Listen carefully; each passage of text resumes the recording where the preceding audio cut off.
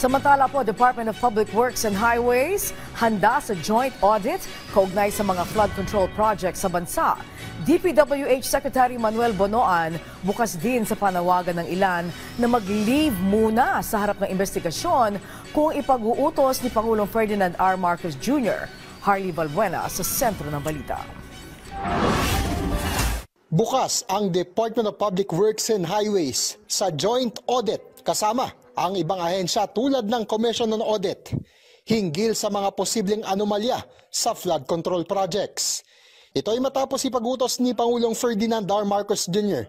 ang malawakang investigasyon sa flood control projects kasunod ng matinding pagbaha noong magkakasunod na bagyo at habagat.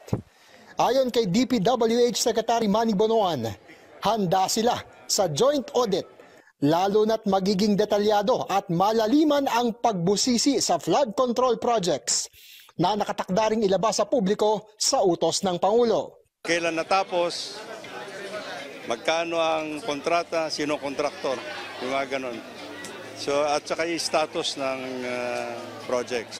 Pwede naman joint audit between DPWH, Commission on Audit, and yung mga civil society. Pero sa kabila ng ipinalutang na joint audit, sinabi ni Bonoan na isusumiti pa rin nila sa Pangulo ang listahan ng lahat ng flood control projects. Bagamat pinuna naman ang umano'y mga racket sa flood control projects, iginit ng Pangulo na kabilang pa rin sa mga sumisira sa mga pasilidad ay ang mga nakabarang basura.